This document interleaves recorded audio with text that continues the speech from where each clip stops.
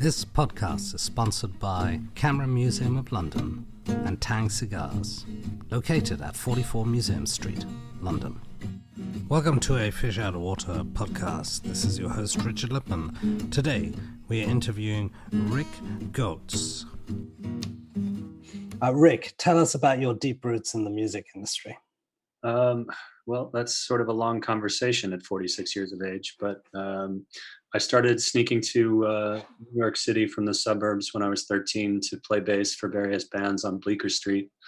And when it came time for school, I went to NYU, found myself with a group of musicians who would go on to found sort of niche bands like Sharon Jones and the Dap Kings and Antibalas. And I, in trying to get my band signed, got an internship at a record label, and the band we were in broke up 2 days later. And I dedicated all of the energy I had managing and playing in a band to being a record company executive. I wound up at a company called Lava Atlantic, which was a small independent subsidiary of Atlantic that broke Matchbox 20 and Kid Rock and Sugar Ray and the Cores and a host of other artists as a very small label. For the majority of that, it was 4 core people, of which I was one. And I wound up leaving there to go for another A&R job at Elektra.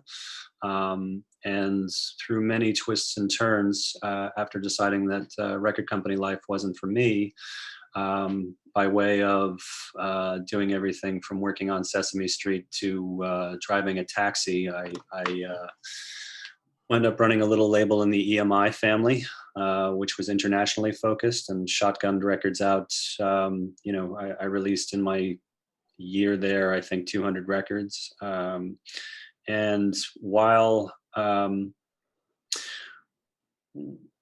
I was doing that, the corporation found that I was making them an inordinate amount of money, and they tried to give me a promotion with no raise. And I decided that I was showing up trying to figure out what I wanted to do with my life, since it wasn't a very satisfying job. I was showing up with a surfboard at 10:30 in the morning and phoning it in, but it was basically found rights. So when time for a promotion and a serious job came without a raise, I decided to found my own company consulting and doing label services, really. And I've been doing that for 12 years. And I also manage a few artists through Red Light Management in New York. And so why is working as a consultant fun? Is it more fun than working in a record company for you?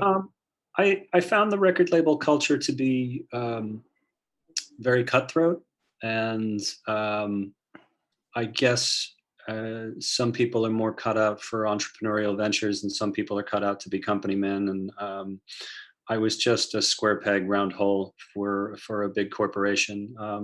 Ironically, I do a lot of work, as mentioned, for Red Light, which is a big corporation, but it's very entrepreneurial in nature. So it was just a better fit for me personally. I can speak ill of record label culture, I suppose, but I'm not one for corporate politics. It just, I'm a little too blunt, I think, to be held in high esteem in circles where people like hearing what they like to hear and not much else. Can you give us an example of a cutthroat circumstance within the record company culture? It was just, the big one was taking credit for other people's successes. Just absolutely lying about things that they had accomplished. And whenever possible, and this is not everybody, but, it didn't take many bad apples to spoil my experience. But there were people who were out to climb the social ladder or the corporate ladder, and didn't care who they threw under the bus to get there. You say that earlier on you worked in the A&R departments, so that would have meant, I assume, working very closely with musicians. What was your experience at the time? And sure, many, many years of experience working with musicians. Is that correct? Yeah, I mean, helping find talent and develop talent and putting them with producers, and then being a cheerleader within the company to make sure that the marketing departments, the radio departments, the publicity departments paid attention was really the job.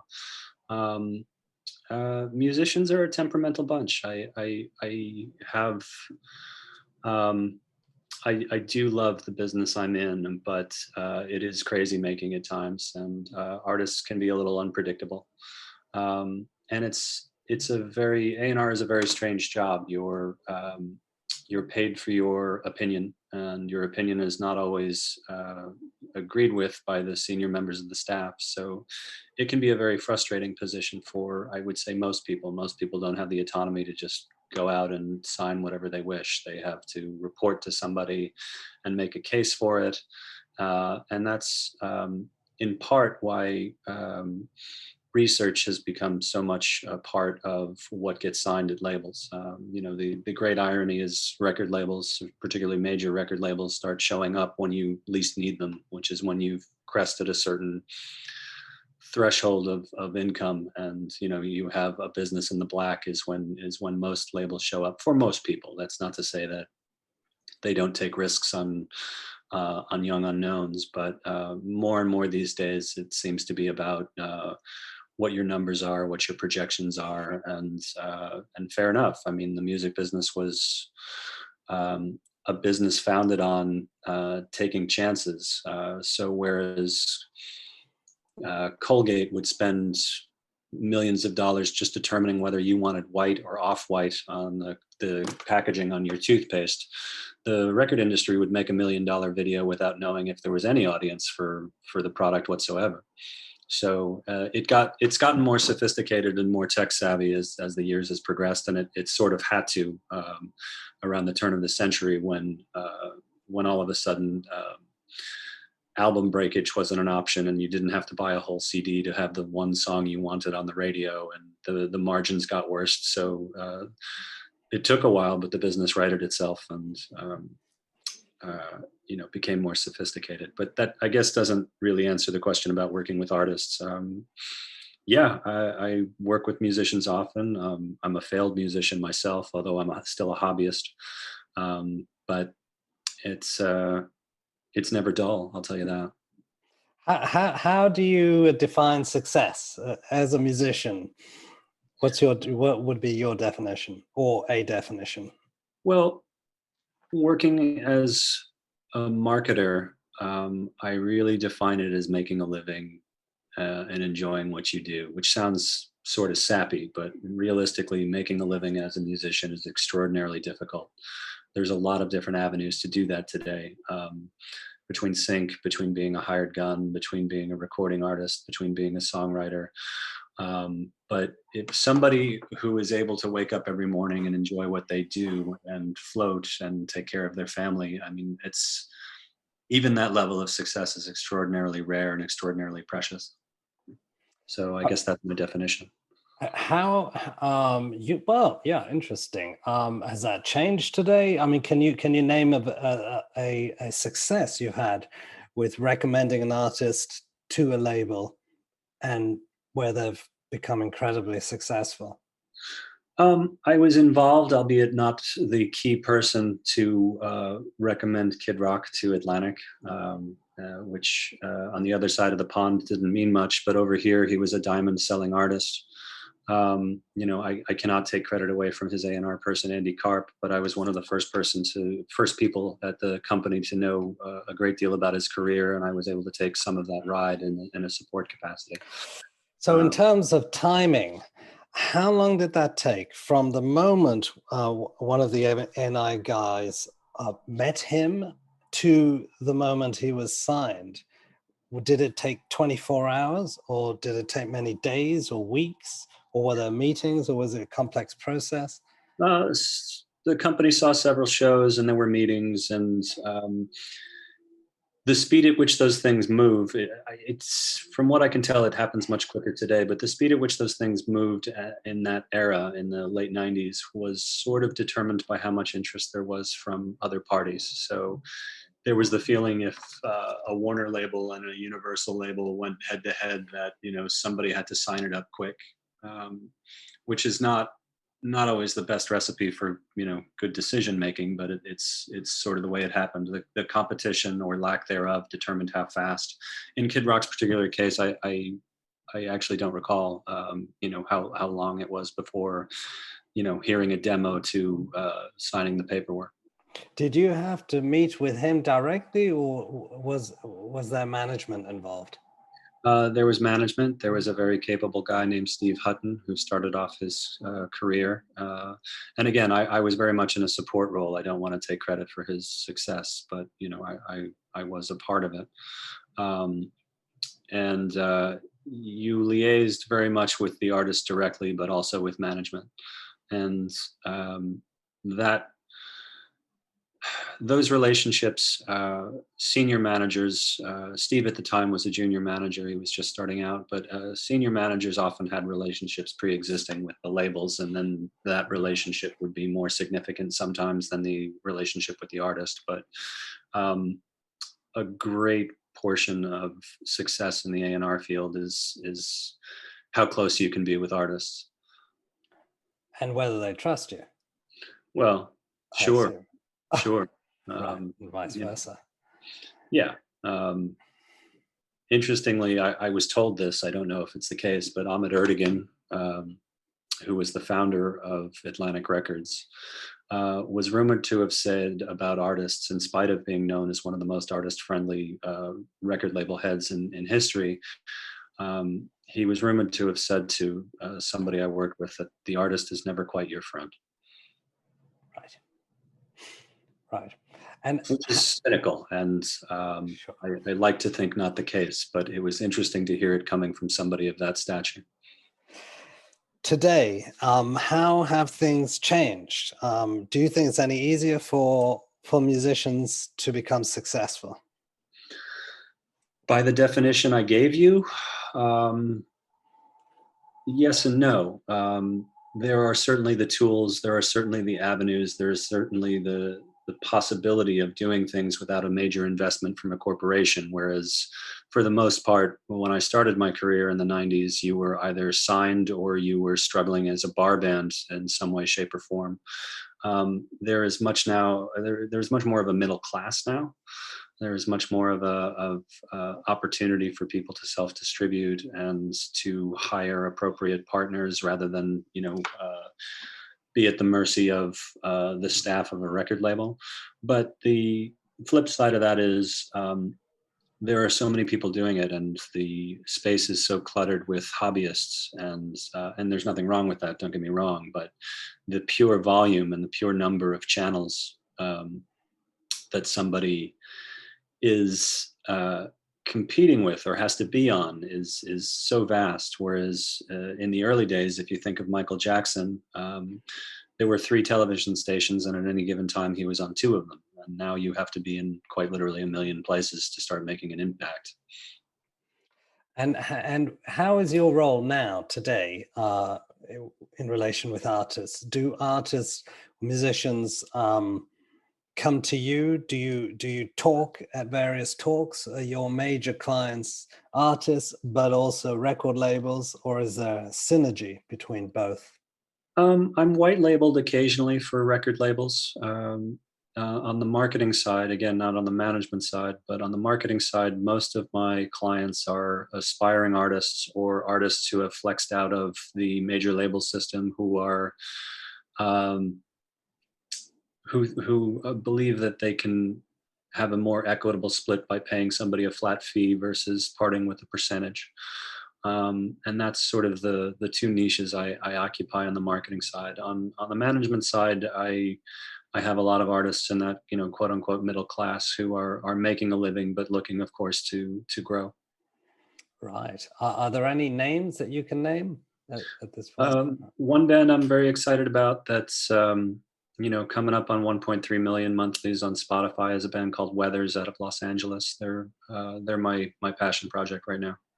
How did you meet them? Their agent is somebody I'm friendly with who said that they had parted with their former manager. And I, even during COVID, I was tempted to drive to Los Angeles to close it. I love the music, and I think they have enormous upside, and they've built a tremendous business on their own. And I just felt I was somebody who could add fuel to that fire.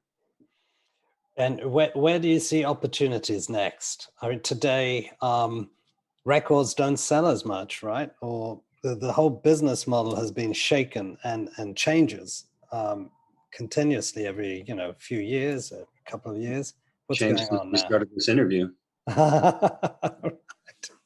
Obviously, COVID-19 has had an effect. What's your opinion on how On things the effects of COVID, I mean, I don't have anything.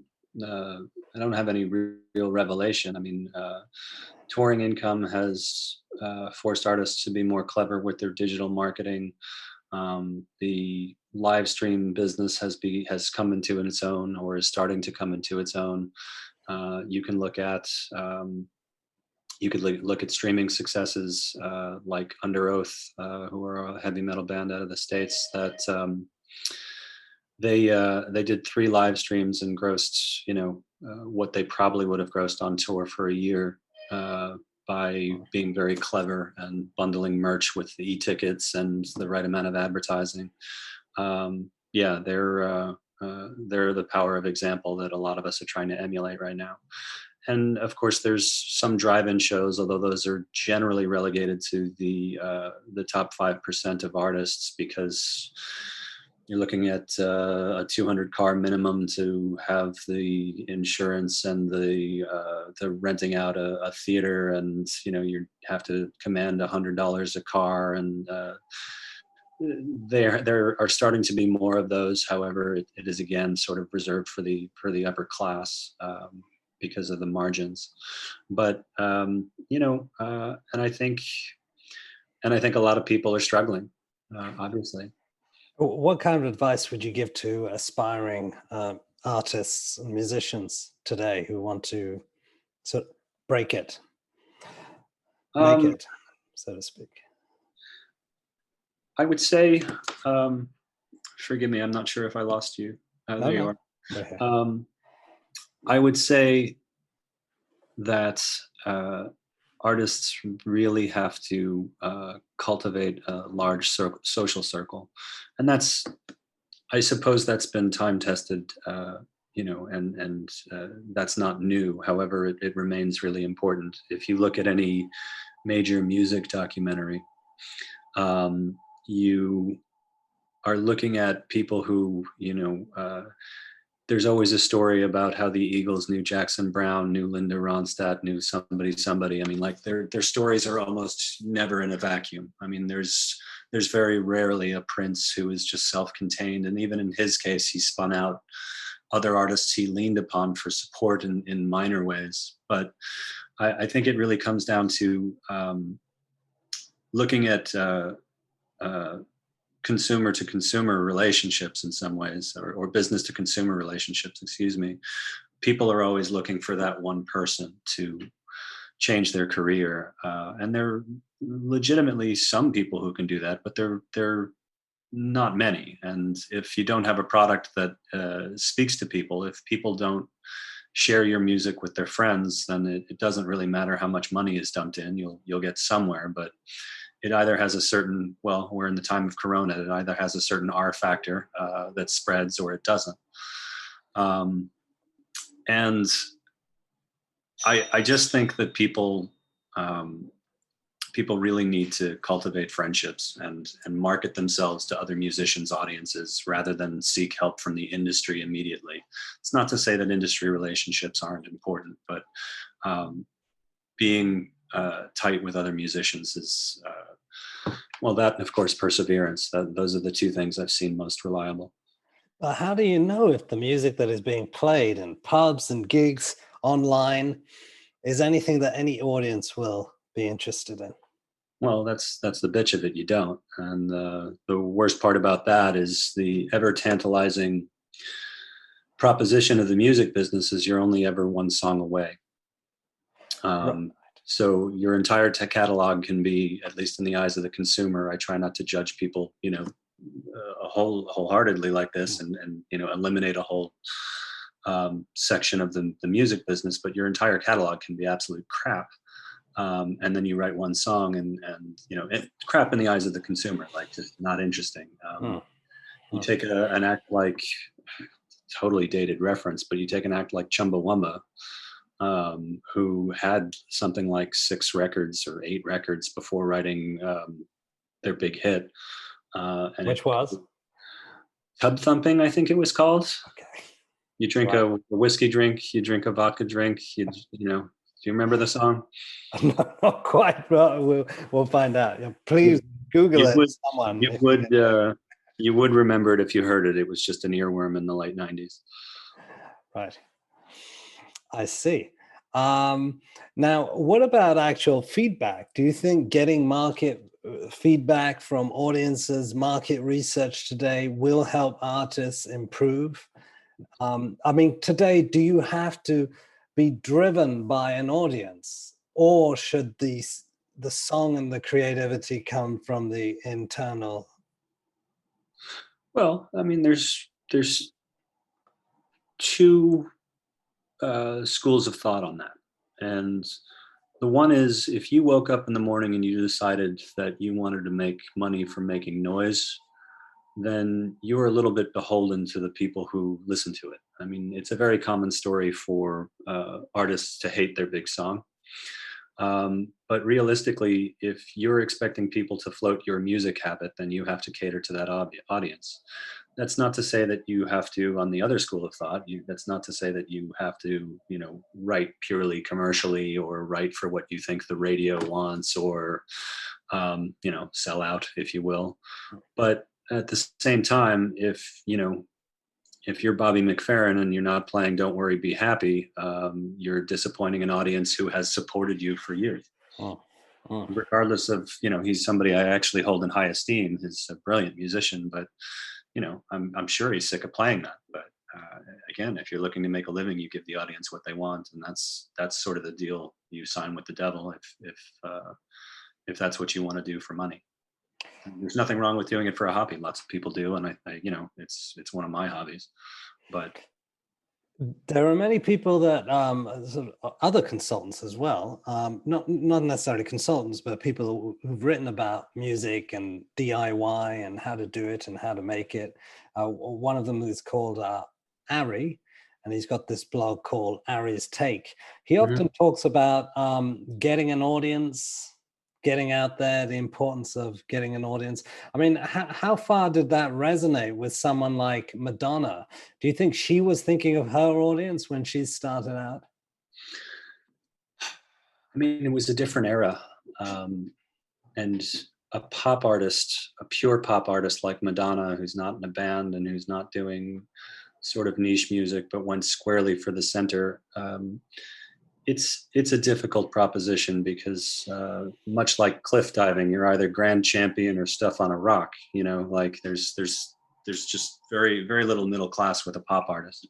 That's not to say that there aren't ancillary sources of income for being familiar with the recording process and co-writing. And a lot of people who aspire to be pop artists wind up in sort of ancillary businesses that are attached to that. But she may very well have been the exception and played her cards right with certain key executives, but I think she's very much the exception to the rule. And her music business trajectory is a little before my time, so specifically I can't really say. What about today? How do you see music? In terms of genre, is there anything that's really making a mark nowadays? In terms of genre? Yes. It's been hip hop dominated forever. And but why is that? I couldn't say. It doesn't, I like some hip hop. I'm very selective about what I like. I grew up on rock music, so I'm not an expert in hip hop by any stretch of the imagination. I think their marketing is far more clever than most rock acts. I think it's easier to co-brand with other artists when you're not working with a band. I think the music is easier to produce, easier to collaborate with, since you can fly it in and there's no necessary synergy between the parts. I think home studios have contributed highly to that. But why people like it, why it's become the dominant form of music, let alone culture, I honestly don't know. And the biggest sigh of relief I've had in my career is accepting that the more I know, the less I know, because trying to figure it all out was a bitch. All right. Okay. What are your future plans, Rick?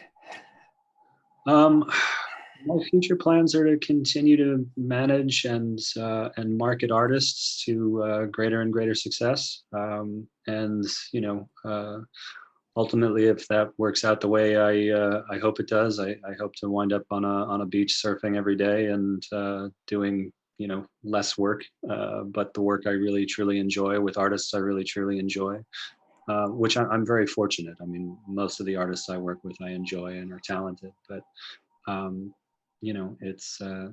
it's a matter of if I had to sort of pick a future, it would be the beach house with the dog and the wife, and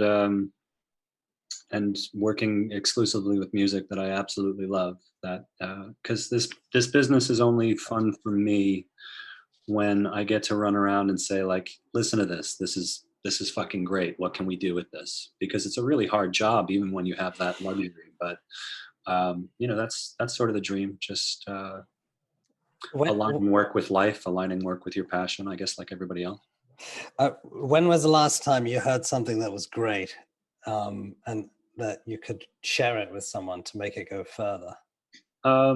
That's Weathers, who I mentioned. That was the last time. They're a new client. They're about 2 months in. Right. Fantastic. So if people were interested in contacting you, what services do you offer? Obviously, I assume, everything is fee-based. What service do you offer as a consultant? I mean, the core one is project management. We do social media management as well, my business partners and I. But realistically, what I do is I build and run custom record labels around my clients and help them release their music to the widest possible audience. So, we have a bio writer on staff, a press release writer. We have somebody who would do the day-to-day on socials. We always advise on social media strategy because that's just the mouthpiece for your marketing in general. I mean, as Derek Sivers once said, saying you do digital marketing is like saying you have color television these days. Right. Fantastic. And finally, Rick, have you got any philosophies in life, or any moments you'd like to share, or stories in particular that sort of would encompass a philosophy or an idea? Philosophy or an idea. The idea is moderation, and I say this as somebody who's nearly 20 years sober, but the story would be blacking out on a Thursday in Los Angeles and waking up backstage at a Kiss concert in Las Vegas on a Saturday.